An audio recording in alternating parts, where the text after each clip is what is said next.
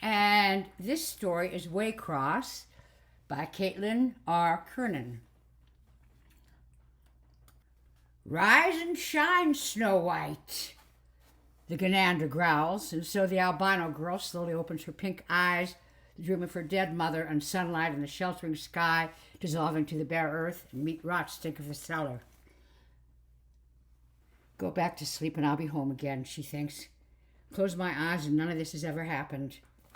Not the truth, nothing like the truth, but cold comfort, better than no comfort at all in this hole behind the place where the monster sleeps during the day. Dancy blinks at the darkness, licks her dry, chapped lips, tries hard to remember the story her mother was telling her in the dream. Lynn's Den, Whale Belly, Fiery Furnace Bible story. All the words and names running together in her head. The pain and the numbness in her wrists and ankles, more real than the dream, growing smaller and farther away with every beat of her heart. The red thing crouching somewhere at the other end of the cellar makes a soft, wet sound, strikes a match to light the hurricane lamp gripped in the long, raw fingers of its left hand. Dancy closes her eyes, because the angel has warned her never to look at its face till after it puts on one of those skins hanging from the rusted steel hooks set in the ceiling of the cellar. All those blind and shriveled hides, like deflated people, deflated animals. It has promised Dancy that someday, very soon, she'll hang there too. One more hollow face, one more mask for it to wear. What day is it? Dancy whispers, hard to talk because her throat's so dry, hard even to swallow, and her tongue feels swollen. How long have I been down here? Why? The Ganander asks her. What difference does it make? No difference, Dancy croaks. I just wanted to know. You got someplace to be? You got someone else to kill? I just wanted to know what day it is. It isn't any day. It's night. Yellow-orange lantern light getting in through Dancy's eyelids. Warm light and cold shadows. She squeezes them shut tighter, turns her head to one side so her face is pressed against the hard dirt floor. Not taking any chances because she promised she wouldn't ever look. If she starts lying to the angel, he might stop coming to her. Sooner or later, gonna have to take a look at me, Dancy, Flammarion, the Ganander says, and laughs in bone-shard thistle laugh. Gonna have to open them rabbity little eyes of yours and have a good long look before we're done. I was having a dream. You woke me up. Go away so I can go back to sleep. Kill me or go away. You're already dead, child. Haven't you figured that out yet? You've been dead since the day you came looking for me. Footsteps then. The heavy stumbling sounds its splayed feet make against the hard-packed floor, and the clank and clatter of the hooks as it riffles through the hides, deciding what to wear. Kill me or go away, Dancy says again, gets dirt in her mouth and spits it back out. Dead as a doornail, it purrs. Dead as a dodo. Dead as I want you to be. Dancy tries not to hear what comes next, that dry, stretching noises it makes, stuffing itself into the skin suit it's chosen from one of the hooks. If her hands were free, she could cover her ears. They weren't tied together behind her back with nylon rope. She could shove her fingers deep into her ears and maybe block it out. You can open your eyes now, the Ganander says. I'm decent. Kill me, Dancy says, not opening her eyes. Why do you keep saying that? You don't want to die. When people want to die, when they really want to die, they get a certain smell about them, certain brittle incense. You smell like someone who wants to live. I failed, and now I want this all to end. See, now that's the truth, the Ganander says, and there's a ragged zipping up sort of sound as it seals the skin closed around itself. You done let that angel of yours down. You're ashamed. You're scared. You sure as hell don't want what you got coming to you. But you still don't want to die. Dancy turns her head and opens her eyes, and now the thing is squatting there in front of her, holding the kerosene lamp close to its face. Borrowed skin stitched together from dead men and dogs, strips of diamond-backed snake hide, and it pokes at her right shoulder with one long black claw. This angel, he got himself a name? I don't know, Dancy says, though she knows well enough that all angels have names. He's never told me his name. Must be one bad motherfucker. Gotta send little albino bitches out to do his dirty work. Must be one mean-ass son of a whore. When it talks, the Ganander's lips don't move, but its chin jiggles loosely. His blue-gray cheeks bulge a little. Where its eyes should be, there's nothing at all. Blackness to put midnight at the bottom of the sea to shame. Dancy knows about eyes, windows to the souls, so looks at the lamp instead. Maybe he ain't no angel. You ever stop and let yourself think about that, Dancy? Maybe he's a monster, too. When she doesn't answer, it pokes her again, harder than before, drawing blood with its ebony claw, warm, crimson trickle across her white shoulder. Precious drops of her life wasted on the cellar floor, and she stares deep into the flame, trapped inside the glass chimney. Her mother's face hidden in there somewhere, 1,000 summer bright days, the sword her angel carries to divide the truth from lies. Maybe you got it turned around backwards, the Genander says, and sets the lamp down on the floor. Maybe what you think you know, you don't know at all. I knew right where to find you, didn't I? Dancy asks it, speaking very quietly and not taking her eyes off the lamp. Well, yeah, now that's a fact. But someone like me, you know how it is. Someone like me always has enemies. Besides the angels, I mean. And word gets around, no matter how careful. Are you afraid to kill me? Is that it? There's a loud and sudden flutter from the Ganander's chest. Then, like a dozen mockingbirds sewn up in there and wanting out, frantic wings beating against that leather husk. Leans closer, scalding carrion breath and the fainter smell of alcohol. The eager snick, snick, snick of its sharp white teeth. But Dancy keeps staring into the flickering heart of the hurricane lamp. Someone like you, she says, needs to know who its enemies are. Besides the angel, I mean. The Ganander hisses through its teeth and slips a hand around her throat, its palm rough as sandpaper, its needle claws spilling more of her blood. Patient Snow White, it sneers.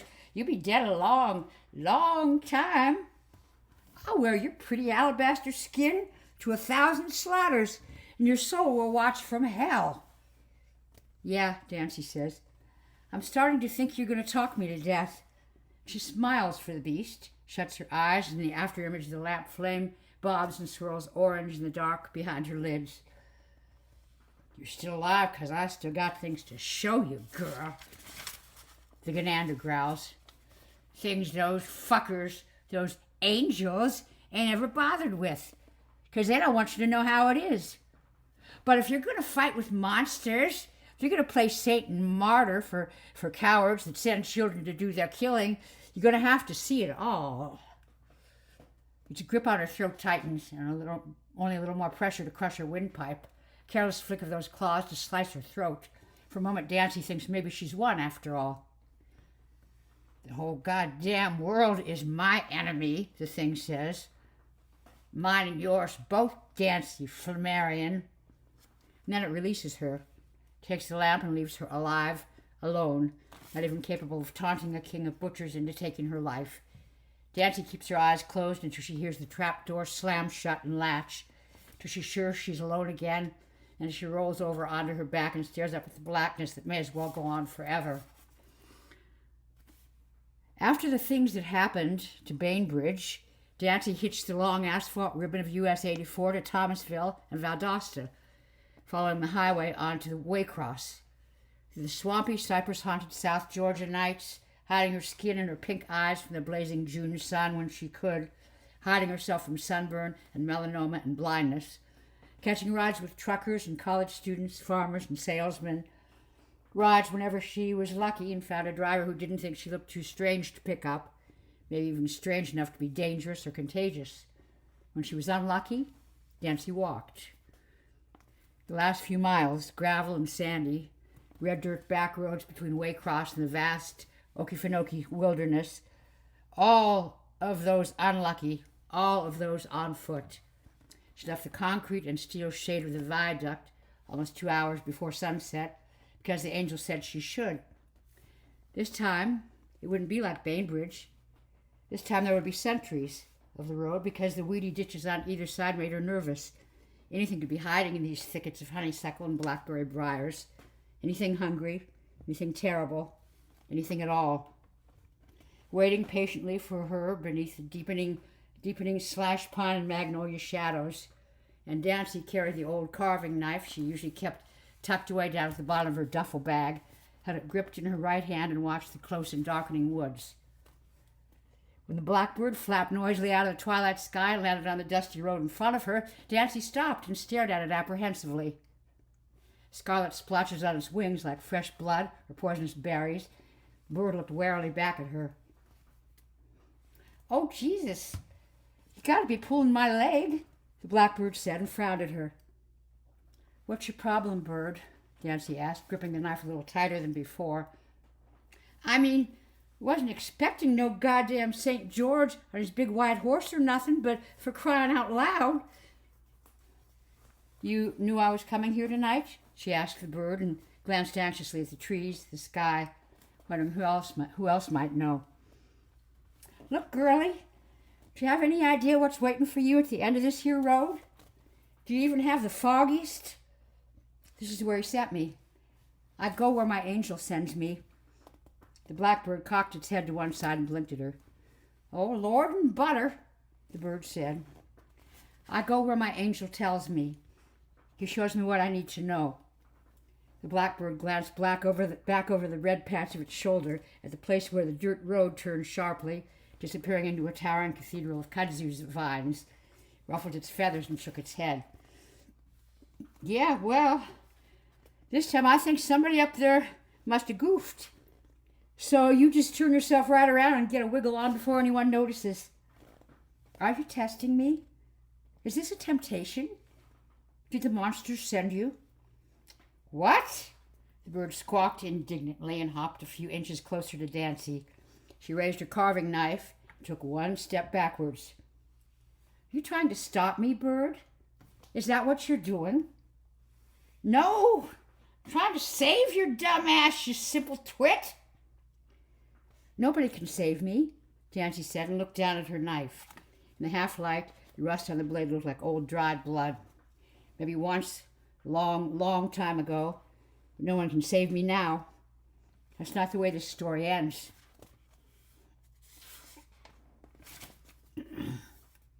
"Go home, little girl," the bird said and hopped closer. "Run away home before it smells you and comes looking for its supper." "I don't have a home." He said there was something terrible hiding out here, something even the birds of the air and the beasts of the field are scared of, something I have to stop. "With what? That old knife there?" "Did you call me here, blackbird?" "Hell no!" The bird cawed at her, angry, and glanced over its shoulder again. "Sure, we've been praying for someone, not a crazy albino kid with a butcher knife." "I have to hurry now," Nancy said. "I don't have time to talk anymore. It's getting dark." The bird stared up at her for a moment, and Nancy stared back at it, waiting for whatever was coming next, whatever she was meant to do or say, whatever the bird was there for. "Jesus, you're really going through with this," it said finally, and she nodded. The blackbird sighed a very small, exasperated sigh and pecked once at the thick dust between its feet. "Follow the road, past that kudzu patch there and the old well, all the way to down to. "I know where I'm going, bird," Nancy said, and shifted the weight of her duffel bag on her shoulder. "Of course you do. Your angel told you." "The old blue trailer at the end of the road," Nancy whispered. "The blue house trailer with 3 old refrigerators in the front yard. The trees, fireflies had begun to wink on and off and on, 1,000 yellow-green beacons against the gathering night. 3 refrigerators and a broken-down truck. Then, you best shove in your clutch, girl. Don't think for a minute that they don't know you're coming. They know everything. They know the number of stars in the heavens, how many days left till the end of time. This is what I do, she told the bird, and stepped past him, following the road that led to the blackness coiled like a jealous ancient serpent beneath the summer sky. Sometime later, when the Genander finally comes back to her, it's carrying a small wooden box that it holds out for Dancy to see. Wood like sweet polished chocolate, and an intricate design worked into the lid. Perfect circle filled in with a riot of intersecting lines to form a dozen or more triangles, and on either side of the circle, a waning or waxing half-moon sickle. She blinks at the box in the unsteady lantern light, wondering if the design is supposed to mean something to her, if the monster thinks that it will. Pretty, Dancy says without enthusiasm. It's a pretty box. The Genander makes a hollow, grumbling sound in its throat, and the dead skin hiding its true face twitches slightly. You never saw that before? It asks her, and taps at the very center of the circular design with the tip of one claw. You never saw that anywhere else? No. Can I please have a drink of water? Your angel never showed it to you? No, Dancy says again, giving up on the water, and she goes back to staring at the rootsy ceiling of the cellar. I never saw anything like that before. Is it some sort of hex sign or something? My grandma knew a few of those. She's dead. But you've never seen it before? That's what I said. Genander sits down in the dirt beside her, sets the lamp nearby. She can feel the black holes where its eyes should be, watching her, wary nothingness peering suspiciously out from the slits in its mask. The box belonged to Sinethella. Who? The woman that you killed last night, the Genander growls, beginning to sound angry again. I didn't kill a woman. I don't kill people, Dancy says. It's carved from a type of African cedar tree that's been extinct for 2,000 years, the Genander says, ignoring Dancy. His crackling voice makes her think of dry autumn leaves and fire. And she carried this box for 11 millennia. You got any idea what that means, child? That she was a lot older than she looked, Dancy replies. The Genander grunts and puts the box down roughly on her chest. Heavy for its size and cold, like a small block of ice. Suddenly the musty cellar air smells like spices, cinnamon, basil, sage, a few others that Dancy doesn't immediately recognize, or has never smelled before. Get that thing off me, she tells the monster. Whatever it is, I don't want it touching me. It isn't clean. Next to Sinethella, the Genander says, I'm nothing. Nothing at all. Next to her, I'm just a carny freak. So why don't you come for me instead of her? I go where my angel leads me. He shows me. In a moment, Dancy Flammarion, I'm going to open up this box here and show you what's inside. Get it off me. It stinks. The Genander grunts, then leans very close to Dancy and sniffs at her, something almost like a tongue. The dark, unhealthy color of indigo or poke salad berries darts out from between its shriveled lips and tastes the cellar air. That's sort of the stew pot, calling the kettle black, don't you think? When's the last time you had a bath, Snow White? Dancy shuts her eyes, praying that her angel will come. After all, that he'll appear in a whirling storm of white.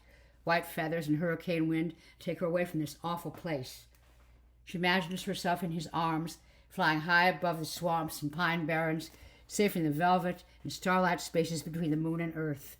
I've done my best, she thinks, trying not to imagine what's waiting for her inside the freezing wooden box, pressing painfully down on her chest. I've done my best, and none of these things can ever touch my mortal soul. When men still huddled in their own filth and worshipped the sun because they were too afraid to face the night, she walked the wide world, and nobody and nothing stood against her. She was a goddess, almost. I saw her with my own eyes, Dancy whispers. I saw exactly what she was. You saw what you were told to see. Sailing with her angel high above the winding black waters of the Okefenokee, above the booming voices of bull alligators, the nervous ears of marsh rabbits, safe in his arms because she's done the best that she can do. And he would tell her that, and that she doesn't have to be strong anymore. Time now to lay down and die, finally. Time to be with her grandmother and mother in paradise. No more lonely roads. No more taunts for her pink eyes and alabaster skin. And no more monsters. The angel's wings would sound like redemption. She might glance down between her feet to see the commander's blue house trailer blazing in the night. There'll be nothing but ashes by morning, she'd say, and the angel would smile and nod his head. The first time Sinethella brought this box to me, first time she opened it and let me have a peek inside, I thought that I would surely die. I thought my heart would burst. There are no more monsters left in the world, the angel would say to her as they flew across the land, east towards the sea. You don't have to be afraid anymore. You can rest now, Dancy. She read me a poem before she let me look inside, the Ganander says. I never was much for poetry, but I still remember this one. Hell, I'll remember this one till the day I die. She would ask her angel about the box, and he would tell her not to worry. The box was destroyed, or lost in the swamp, in some pool so deep only the catfish will ever see it, or locked away forever in the inviolable vaults of heaven. But from my grave across my brow, the Ganander whispers, plays no wind of healing now, and fire and ice within me fight beneath the suffocating night. Open your eyes, Dancy, the angel says, and she does, not afraid of failing anymore. The Ganander opens the box sitting on her chest. Far, far away, there's a sound like women crying. The ebony and scarlet light that spills from the cedar box wraps Dancy tight in its searing, squirming tendrils, and slowly, bit by bit, drags her away. Dancy walked through the long, dark tunnel formed by the strangling kudzu vines, the broad green leaves muffling her footsteps, the heavy lavender flowers turning the air to sugar. She moved as quickly as she dared, wishing now that the blackbird had come with her, wishing she'd gotten an earlier start. There would still be a few bright shafts of late afternoon sunlight to pierce the tunnel of vines. Surrounded by the droning scream of cicadas, the songs of crickets and small peeping frogs hidden in among the rotten branches and trunks of the oaks that the kudzu had taken long ago for its skeleton, she counted her paces like roseberry beads, something to mark distance and occupy her mind, something to keep her focused and moving. No more than 100 feet from one end to the next, 100 feet at the most, but it might as well have been a mile. And halfway through, a spot where the air was as cold as a January morning, air so cold that her breath fogged, and Dancy jumped backwards, hugging herself and shivering. Too late, she thought. It knows I'm coming now. Realizing that the forest around her had gone completely quiet. Not one insect or amphibian voice, no twilight bird songs left to break the sudden silence. Reluctantly, she held a hand out, penetrating the frigid curtain of air again, a cold that could burn, could freeze living flesh to stone. It drew a deep breath and stepped quickly through it. Beyond the vines, the blue house trailer was sitting there alone in a small, weedy clearing, just like she'd seen it in her dreams, just exactly the way the angel had shown it to her. Light spilled from the windows and the door standing wide open like a welcome sign. Come on in. I've been waiting for you, Dancy Flammarion. She sat her duffel bag down in the sand and looked first at her knife and then back to the blue trailer. Even the shimmering, mewing things she'd killed back in Bainbridge, even they were afraid of this haunted place. Something so terrible inside those aluminum walls, even boogeymen and goblins were afraid to whisper its name. Dancy glanced up at the summer sky, hoping the angel might be there, watching over her. There was only a few dim and disinterested stars. Well, what are you waiting on? The trailer seemed to whisper. Nothing, she said. I'm not waiting on anything. She walked past the 3 refrigerators, the burned-out carcass of the old Ford pickup, climbed the cinder block steps to stand in the open doorway. For a moment, the light was so bright that she thought it might blind her. Dancy squinted through the tears streaming from the corners of her eyes. Then the light seemed to ebb, dimming enough that she could make out the shoddy confusion of furniture crammed into the trailer. A sofa missing all its cushions, a recliner the color of Spanish moss, and a coffee table buried beneath dirty plates, magazines, chicken bones, beer cans, and overflowing ashtrays. A woman in a yellow raincoat was sitting in the recliner, watching Dancy and smiling.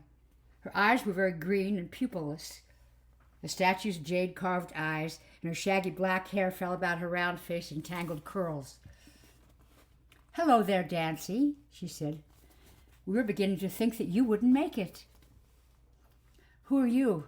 Dancy asked, confused, raised her knife so she was sure the woman could see it. "You're not supposed to be here." "No one's supposed to be here, but I'm not." "Well, someone should have told me." The woman stood up, slipping gracefully, slowly from the gray recliner, her bare feet to the linoleum floor, and Dancy could see that she wasn't wearing anything under the coat. "Not exactly what you were expecting, am I?" she asked, and took a single step towards Dancy. Beneath the bright trailer lights, her bare olive skin glinted wetly, skin as smooth and perfect as oil on deep still water.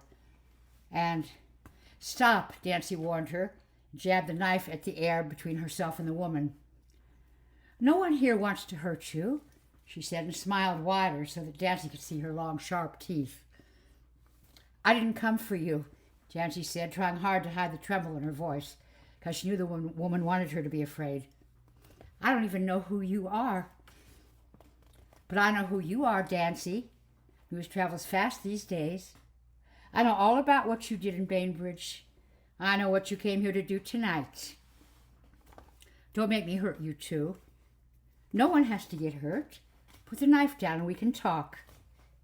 "You're just here to distract me, so it can run, so it can escape, and then I'll have to find it all over again." The woman nodded and looked up at the low ceiling of the trailer, the green eyes staring directly into the flood of white light pouring down into the tiny room. "You have a hole inside you," she said, her smile beginning to fade, "where your heart should be. There's a hole so awfully deep and wide, an abyss in your soul." "That's not true," Dancy whispered. "Yes, it is. You've lost everything, haven't you? There's nothing left in the world that you love and nothing that loves you." And Dancy almost turned and ran then, back down to the cinder block steps into the arms of the night, prepared for this strange woman and her strange, sad voice and secret things she had no right to know or ever say out loud. Not fair. The angel, leaving this part out, not fair. She's always done everything he asked of her. "You think that he loves you?" the woman asked. "He doesn't. Angels love no one but themselves. They're bitter, selfish things, every one of them." "Shut up." "But it's the truth, dear. Cross my heart. Angels are nothing but spiteful—" "I said to shut up!" The woman narrowed her eyes, still staring up at the ceiling, peering to the light reflecting off her glossy skin. You've become their willing puppet. Their doll," she said. "And like the man said, they have made your life no more than a tale told by an idiot, full of sound and fury, signifying nothing. Nothing whatsoever." Dancy gripped the carving knife and took a hesitant step towards the woman. "You're a liar," she said. "You don't have any idea what you're talking about." "Oh, but I do," the woman replied, lowering her head and turning to gaze at Dancy with those startling, unreal eyes. "I know so very many things. I can show you if you want to see. I can show you the faces of God, the moment you will die, the dark place behind the stars." She shrugged off the yellow raincoat and it slipped to the linoleum floor. Where her breasts should have been, there were wriggling, tentacled masses instead, like the fiery heads of sea anemones surrounding hungry, toothless mouths. "There's almost no end to the things I can show you," the woman said, "unless you're too afraid to see." Dancy screamed and lunged towards the naked woman, all of her confusion and anger and disgust, all of her fear, flashing like steam to blind forward momentum and she swung the rusty knife, slashing the woman's throat open a couple of inches above her collarbone. The sudden bright spray of blood across Nancy's face was as cold as water drawn from a deep well, and she gasped and retreated to the door of the trailer. The knife slid from her hand and clattered against the aluminum threshold. "You cut me," the woman croaked, dismayed, and now there was blood trickling from her lips, too. Blood to stain those sharp teeth pink and scarlet. Her green eyes had gone wide, swollen with surprise and pain. She put one hand over the gash in her throat, as if to try and hide the wound hemorrhaging in time to her heart. "You did it," she said. "You really fucking did it." And then the tentacles on her chest stopped wriggling. She crumpled to the floor beside the recliner. "Why didn't you tell me?" Nancy asked the angel as if she expected an answer. "Why didn't you tell me she would be here too?" The woman's body shuddered violently and then grew still, lying on top of the discarded raincoat, her blood spreading out across the floor like a living stain. The white light from the ceiling began to dim, and a moment later winked out altogether, so that Nancy was left standing in the dark, alone in the doorway of the trailer. "What have you done to her?" The Ganander growled from somewhere close, somewhere in the yard behind Nancy, its heavy, plodding footsteps coming closer, and she murmured a silent, doubtful prayer and turned to face it.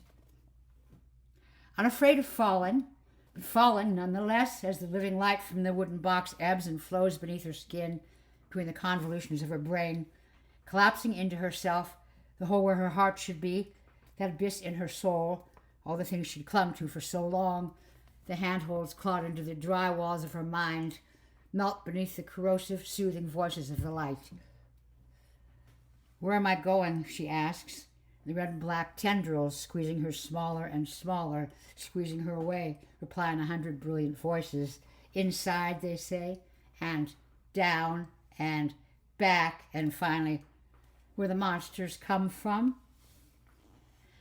"I don't have my knife," she says. "You won't need it," the light reassures her, and Nancy watches herself, a white streak across a star-dappled sky, watches her long fall from the rolling deck of a sailing ship that burned and sank and rotted 500 years ago. A sailor standing beside her curses, crosses himself, and points at heaven. "Did you see it?" he asks in a terrified whisper. Nancy can't tell him that she did, and it was only the husk of her body burning itself away, because now she's somewhere else, high above the masts and stays, and the boat is only a speck in the darkness below, stranded forever in a place where no wind blows. The sea is as still and flat as glass, as idle as a painted ship upon a painted ocean, falling not up or down, but falling farther in. And is there a bottom or a top? Is there ever an end? She wonders, and yes, the voices reply. Yes and no, maybe, and that depends. Depends on what? On you, my dear. That depends on you. She stands on a rocky, wind-swept ledge, gray stone ground smooth and steep by eons of frost and rain. The mountains rise up around her until the jagged peaks scrape at the low-slung belly of the clouds. Below her, in a long, narrow lake, black as pitch, in the center of the lake, the ruins of a vast, shattered temple rise from its depths. There are things stranded out there among the ruins, nervous orange eyes watching the waters from broken spires and the safety of crumbling archways. Nancy can hear their small and timorous thoughts. No one desire among them but to reach the shore, to escape this cold, forgotten place. And they would swim. The shore an easy swim for even the weakest among them. But from time to time, the black waters of the lake ripple. A stream of bubbles rise suddenly to the surface, and there's no knowing what might be waiting down there, what might be hungry, what might have lain starving since time began. "I want to go back now," Nancy says, shouting to be heard above the howling wind. "There's only one way back," the wind moans, speaking now for the light from the Ganander's box. "And that's straight out to the center." "The center of what?" Nancy shouts. In a moment, her voices crossed the lake and echoed back to her, changed, mocking. "The center of when? Center of where? Of who?" On the island of ruins, the orange-eyed things mutter ancient, half-remembered supplications and scuttle away into deeper shadows. Dancy's voice has become the confirmation of their ever-waking nightmare, reverberating. God voice to rain the incalculable weight of truth and sentence. And the wind sweeps her away like ash. What about her bush? The orderly asks the nurse as the needle slips into Dancy's arm, and then he laughs. You're a sick fuck, Parker. You know that? The nurse tells him, pulling the needle out again and quickly covering the tiny hole she's left with a cotton ball. She's just a kid, for Christ's sake. Hey, it seems like a perfectly natural question to me. Don't see something like her every day of the week. Guys are curious about shit like that. Is that a fact? The nurse asks the orderly, and she removes the cotton ball from Dancy's arm, stares for a moment at the single drop of crimson staining it. Yeah, something like that. If you tell anyone, I swear to fucking... Babe, this shit's between me and you. Not a peep, I swear. She decided to have my head examined. The nurse whispers and drops the cotton ball and the syringe into a red plastic container labeled infectious waste, then checks Dancy's restraints one by one until she's sure they're all secure. Is that me? Dancy asks the lights, but they seem to have deserted her, left her alone with the nurse and the orderly in this haze of antiseptic stink and thorazine. Is that me? The nurse lifts the hem of Dancy's hospital gown and, there, she says and licks her lips. Are you satisfied? Does that answer your question? She sounds nervous and excited at the same time. Dancy can see that she's smiling. God damn, the orderly mumbles, rubs at his chin and shakes his head. God damn, that's a sight to see. Poor kid, the nurse says and lowers Dancy's gown again. Hey, wait a minute. I was going to get some pictures. The orderly protests and laughs again. Fuck you, Parker, the nurse says. Anytime you're ready, baby. Go to hell. And Dancy shuts her eyes, shuts out the white tile walls and fluorescent glare, pretends that she can't smell the nurse's flowery perfume or the orderly's sweat. Her arms don't ache from the needle and her head isn't swimming from the drugs. Closing her eyes, shutting one door and opening another. The night air is very cold and smells like pine sap and dirt, night in the forest, and Dancy runs breathless and barefoot over sticks and stones and pine straw, has been running so long now that her feet are raw and bleeding. She can hear the men on their horses getting closer, shouting to one another, the men and their hounds. If she dares stop running, they'll be on top of her in a heartbeat. She stumbles and almost falls, cracks her left shoulder hard against the trunk of a tree, and the force of the blow spins her completely around so that she's facing her pursuers. A few dark boughs left between them and her. One of the dogs howls. The eager sound of something that knows it's almost won. You can taste her even before its jaws close around her throat. The light from the box swirls about her like a nagging swarm of nocturnal insects, wearing black wings and shiny scarlet shells to get her moving again. Each step fresh agony now. The pain in her feet and legs and chest is nothing next to her terror. The hammer of hooves and the barking hounds, the men with their guns and knives. Dancy cannot remember why they want her dead, what she might have done. If this is not some game, or if it's justice. She can't remember when this night began or how long she's been running. But she knows that none of it will matter in the end when they catch her, and the earth drops suddenly away beneath her, and she's falling, really falling, a simple helpless plummet of gravity. She crashes headlong through the branches of a deadfall, lands in a shallow, freezing stream. The electric shock of cold water to rip the world around her open once again. The slow burn before it numbs her senseless. The fire before sleep and death depart the seams. She looks back to see the indistinct, frantic tumble of dog bodies already coming down the steep bank after her. Above them, the traitorous pines seem to part for the beautiful man on his tall black horse, his antique clothes, the torch in his hand as bright as the sun rising at midnight. His pale face is bruised with the anger and horror of everything he's seen and done, everything he will see and do before the dawn. Je l'ai trouvé, he shouts to the others. Dépêchez-vous. Words Dancy doesn't know, but she understands them perfectly well just the same. La bête, je l'ai trouvé. And then she looks down at the reflection of the torchlight dancing in the icy, gurgling water, her reflection there as well, her albino face melting in the flowing mirror, becoming the long snout and frightened, iridescent eyes of a wolf, melting again, and now the dead woman from the Ganander's trailer stares back at her. She tries to stand, but she can't feel her legs anymore. The dogs are almost on top of her anyway. Is this me? She asks the faces swirling in the stream. Is this my face too? But this when and where slides smoothly out from beneath her before the light can reply, before snapping dog teeth tear her apart, caught up in the implosion again, swallowed whole by her own disintegration. They're all dead, the nurse says. Her white shoes squeak loud against the white floor. Cops up in Milligan think maybe she had something to do with it. No shit, the orderly says. He's standing by the window looking out at the rain, drawing circles in the condensation with his index finger.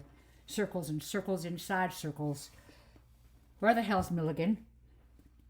If you don't know already, trust me, you don't want to know. Far away, the beautiful man on his black horse fires a rifle into the night. How old were you then? The psychiatrist asks Dancy. She doesn't answer him right away, stares instead at the clock on the wall, wishing she could wait him out, wishing there was that much time in the universe. But he has more time than she does. He keeps it nailed like Jesus to his office wall, doles it out in tiny paper cups, a mouthful at a time. Dancy, how old were you that night your mother took you to the fair? Does it matter? She asks him.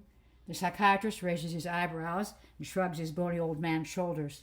It might, he says. And the fair unfurls around her. Giddy violence of colored lights and calliope wails, cotton candy taffy air, sawdust air, barkers howling like drunken wolves, and the mechanical thunk and clank and wheeze of the rides. Her mother has an arm around her, holding her close as the sea of human bodies ebbs and surges about them. Dancy thinks this must be hell. Or heaven. Too much of everything good or everything bad, all shoved together into this tiny field, a deafening, swirling storm of laughter and screams.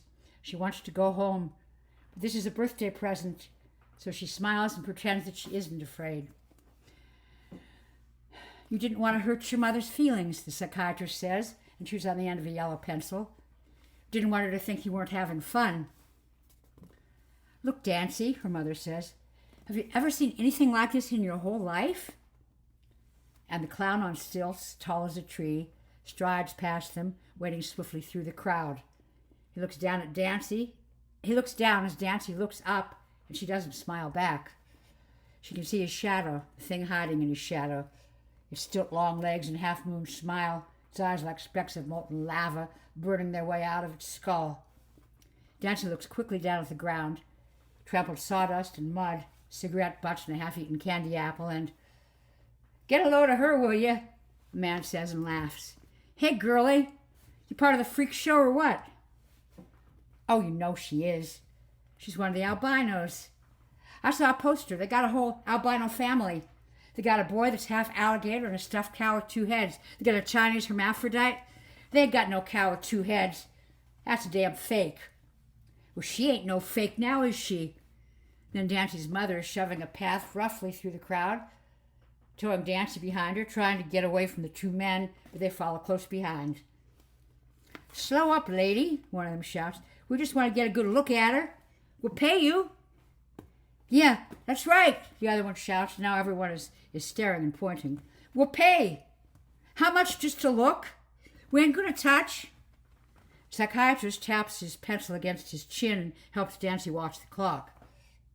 "Were you mad at her afterward? For taking you to the fair?" he asks. "That was a long time ago," Dancy replies. "It was my birthday present." He takes a deep breath and exhales slowly, makes a whistling sound between his front teeth. We never went anywhere, so she took me to the fair for my birthday." "Did you know about freak shows, Dancy? Did your mother tell you about them before you went to the fair?" "What's the difference between freaks and monsters?" she asks the psychiatrist. "Monsters aren't real," he says. "That's the difference. Why? Do you think you're a monster? Has anyone ever told you that you're a monster?" She doesn't answer him. In only 5 more minutes she can go back to her room and think about anything she wants. Anything but fairs and grinning clowns on stilts, and the way the two men chased them through the crowd. Anything but freaks and monsters. In the forest, the man fires his rifle again. This time, the shot tears a hole in the psychiatrist's face, so Dancy can see shattered bone and torn muscle, his sparkling silver teeth, and the little metal gears and springs that move his tongue up and down. He drops the pencil. It rolls underneath his desk. She wants to ask him if it hurts, being shot, having half your face blown off like that, but he hasn't stopped talking, too busy asking her questions to care if he's hurt. Have you ever been afraid that she took you out there to get rid of you, to leave you with the freaks? And all the world goes white, suffocating white, where there's no sky, no earth, nothing to divide the one from the other, and the Arctic wind shrieks in her ears, and snow stings her bare skin. Not the top of the world, but somewhere very near it, a rocky scrap of land spanning a freezing sea, connecting continents in a far-off time of glaciers. Dancy wants to shut her eyes. Then at least it would only be black, not this appalling, endless white. She thinks about going to sleep, drifting down to someplace farther inside herself, the final still point in this implosion, down beyond the cold. She knows that would mean death in this place, this when. Some mute instinct to keep her moving, answering to her empty belly when she only wants to be still. "Ce n'est pas un loup," the man on his horse shouts to the others in his company, and Dancy peers over her shoulder, but you can't see him anymore. Nothing at all back there but the wind-blown snow. She wonders how he could have possibly followed her when he won't even be born for another 13,000 years. The storm picks his voice apart and scatters across the plains. With the impatient wind at her back, hurrying her along, Dancy stumbles on ahead, helpless to do otherwise. She finds the camp just past a line of high granite boulders. Men and women huddled together in the ice of the stones, a ragged, starving bunch wrapped in bear hides. She smells them before she sees them, the soot of their small, smoky fires, the oily stink of their bodies, faint death smell from the skins they wear. She slips between the boulders, sure-footed, moving as quietly as she can, though over the wind they could never hear her coming, the wind that blows her own scent away. She crouches above them and listens. The men clutching their long spears, women clutching their children, all eyes nervously watching the white-out blur beyond the safety of the fires. Dancy doesn't need to understand their language to read their minds. The red and ebony light coiled tight inside her head to translate their hushed words, their every fearful thought, to show her the lazy nightmares they've fashioned from the shadows and the wailing blizzard.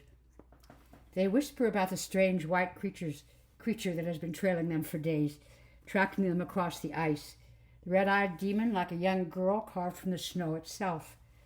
Their shaman mumbles warnings that they must have trespassed into some unholy place, protected by the spirit of the storms. Most of the men ignore him. They've never come across any beast so dangerous that it doesn't bleed. Crouched there among the boulders, her teeth chattering, Dancy gazes up into the swirling snow. Light leaks out of her nostrils and twines itself in the air above her head like a dozen softly glowing serpents. "They will come for you soon," it says. "If you stay here, they'll find you and kill you." "Will they?" Dancy asks, too cold and hungry and tired to really care one way or the other. "And yes," the light replies. "Why? I can't hurt them. I couldn't hurt them if I wanted to." The light breaks apart into a sudden shower of sparks, bright drops of fire that splash against each other and bounce off the edges of the boulders. The moment they come together again, and the woman from the Genander's trailer, the woman in the yellow raincoat that she knows isn't a woman at all, steps out of the gloom and stands nearby watching Dancy with her green eyes. "It only matters if they are afraid of you," she says. "Maybe you could hurt them, and maybe you could not. But it only matters that they are afraid." "I killed you," Dancy says. "You are dead. Go away." "I only wanted you to see," the woman says and glances down at the camp below the boulders. "Sometimes we forget what we are and why we do the things we do. Sometimes we never learn." "Won't make any difference." Dancy growls at her, and the woman smiles and nods her head. Her raincoat flutters and flaps loudly in the wind, Nancy tries hard not to look at the things writhing on her bare chest. It might, the woman says, someday, when you can't kill the thing that frightens you, there's nowhere left to run. Think of it as a gift. Why would you give me a gift? Because you gave me one, Dancy Flammarion. And the woman blows apart in the wind, and Dancy shivers and watches as the glittering pieces of her sail hide into the winter sky and vanish. Is it over now? Dancy asks the light. In a moment, it answers her. That depends, it says. And is it ever over? It asks. Dancy's already tumbling back the way she's come. Head over heels, ass over tits, and when she opens her eyes, an instant later, an eternity later, she's staring through the darkness at the ceiling of the Ganander's root cellar. Dancy coughs and rolls over onto her left side, breathing against the stabbing, sharp pain in her chest. There's the box sitting alone in the dust, its lid closed now. The dark, varnished wood glints dull in the orange light from the hurricane lantern hanging nearby. Whatever might have come out of the box has been locked away again.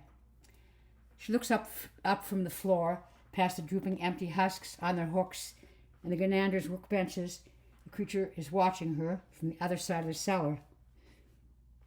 What did you see? It asks her. She catches a guarded hint of apprehension in its rough voice. What was I supposed to see? Dancy asks back, and she coughs again. What did you think I'd see? That's not how it works. It's different for everyone.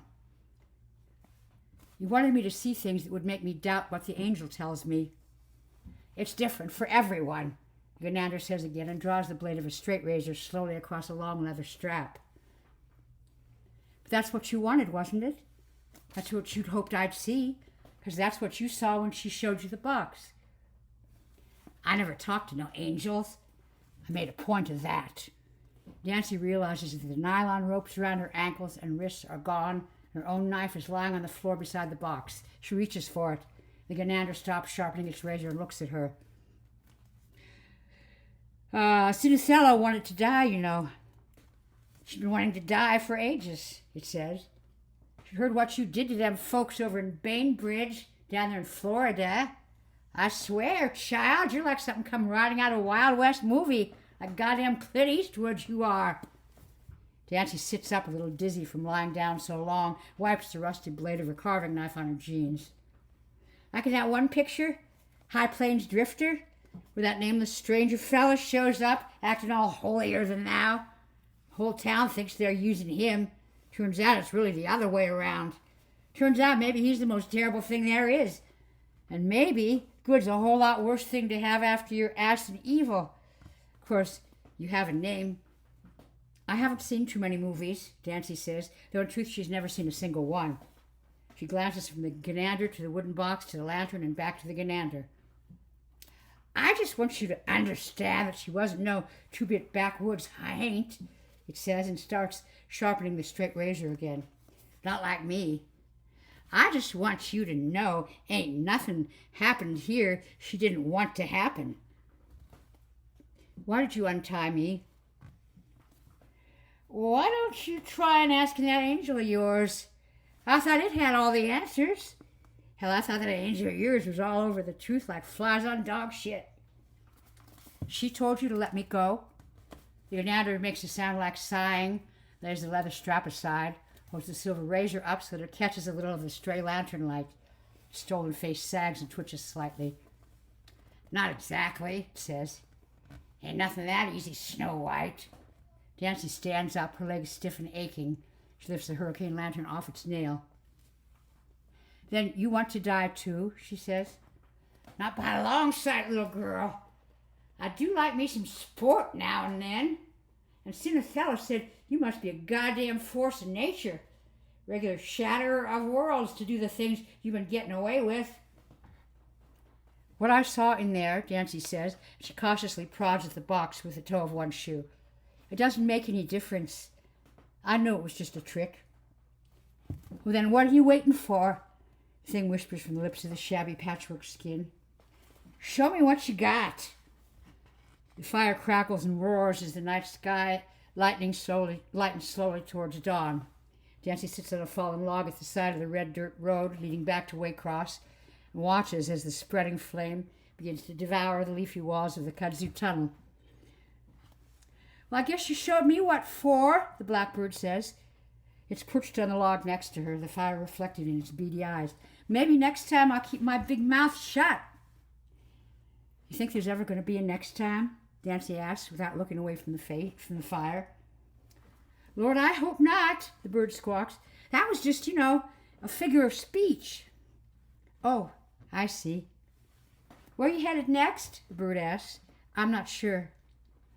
"I thought maybe the angels, they'll show me," Dancy says, and she slips the carving knife back into her duffel bag, pulls the drawstring tight again.